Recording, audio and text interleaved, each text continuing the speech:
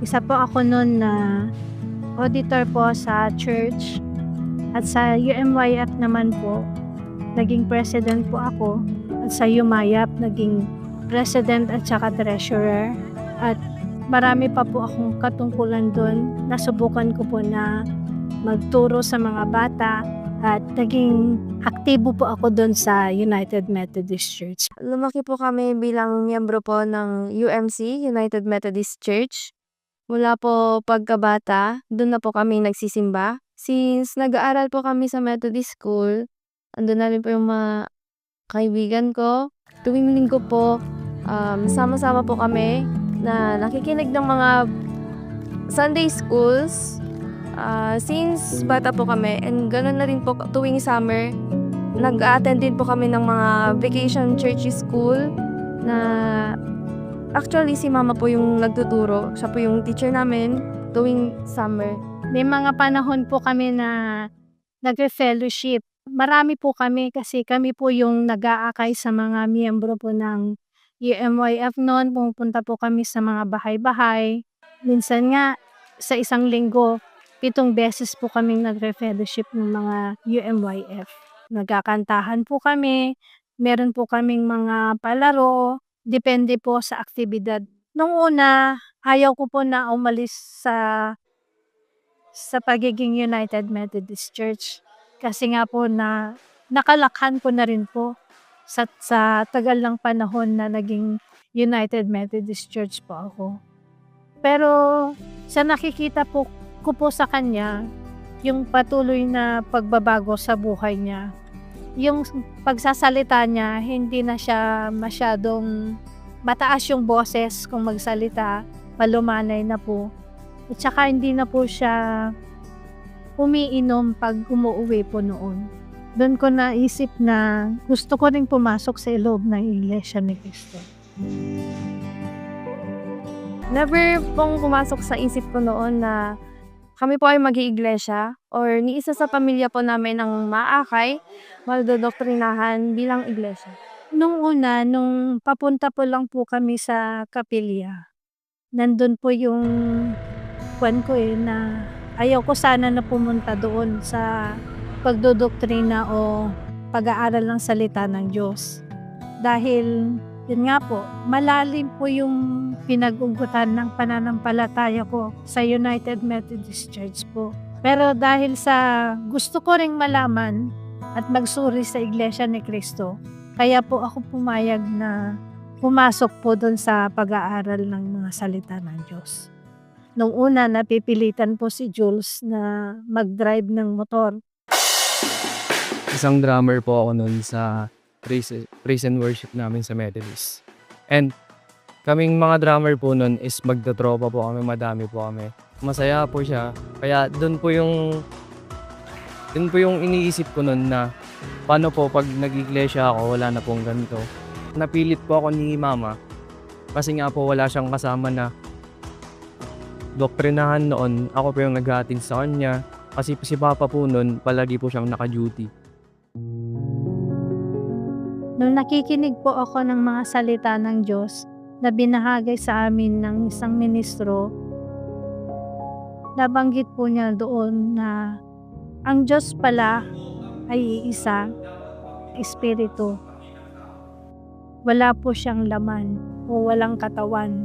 Nakaiba po pala doon sa aral na aking sinasampalatayan noong una.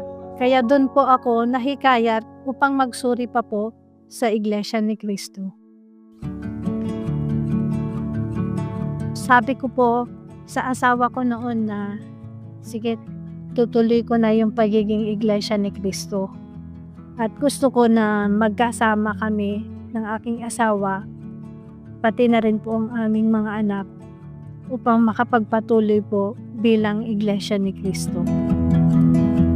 According po sa pastor po namin noon, sa INC, super daming mga rules na kailangan nating sundin.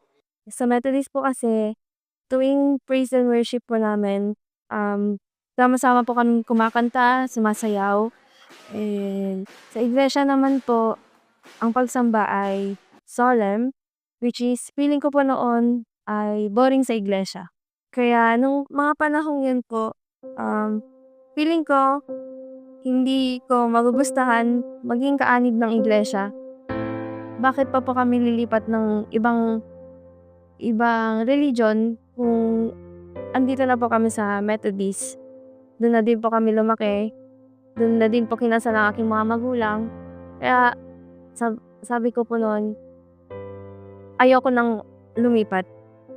Since mga kaibigan ko po halos Methodist lahat, feeling ko po pag umalis ako sa Methodist, syempre mali-left out ako. Maiiba na yung the way ako mamuhay, ganun din po sa kanila. Nung mga panahong yun po, tuwing pupunta po yung ministro sa bahay upang magdoktrina, hindi po ako lumalabas ng kwarto ko. Kapag naman po napipilitan ako lumabas, iniirapan ko din po yung ministrong nagdodoktrina. Ganun na din po yung mga kapatid na sumasama. Yung mga panahong din yun po, sumasamba pa din po ako sa Methodist. Nagli-lead pa din po ako ng mga praise and worship. And tuwing linggo or kahit anong araw po, nagpapa-music ako ng mga praise and worship songs sa loob ng aming tahanan. Ang gusto ko lang din po kasing malaman nila ng mga time na yun ay syempre ayoko na pong umalis sa Methodist. Gusto ko na pong magstay doon at ayoko pong mag-iglesia. Isang gabi po, pumunta po ako sa kwarto ng aking mga anak. At doon, kinausap ko sila ng masinsinan. Ang sabi ko sa kanila, subukan lang muna natin para makita natin kung ano nga yung mga aral ng Iglesia ni Cristo. Makikita natin kung ano nga yung mga aral na napagtanto ng inyong ama kung bakit siya pumasok sa loob ng Iglesia ni Cristo.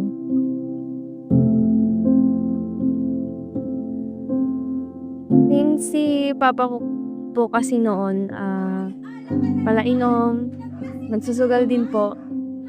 And isa po yun sa reason ng pinag-away nila ni Mama. And nung pumasok po si Papa sa loob ng iglesia, doon ko po nakita yung pagbabago sa kanya. Doon na din po sa relasyon nila ni Mama.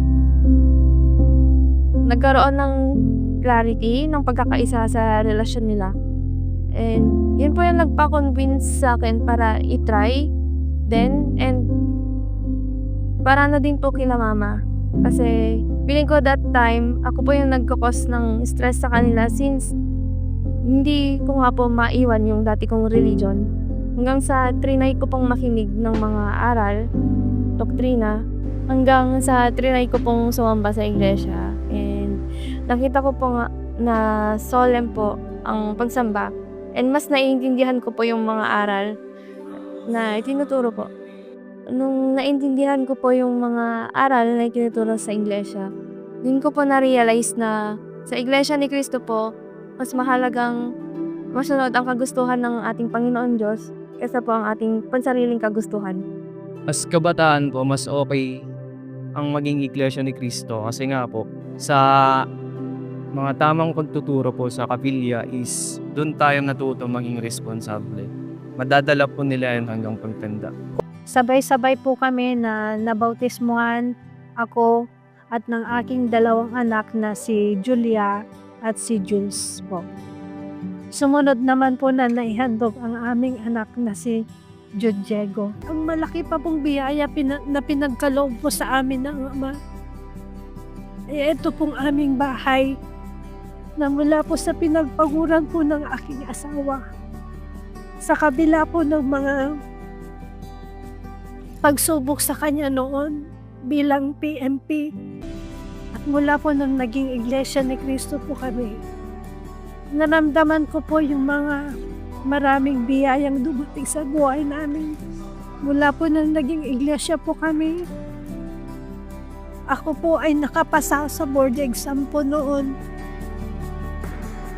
Board exam ng environmental planner.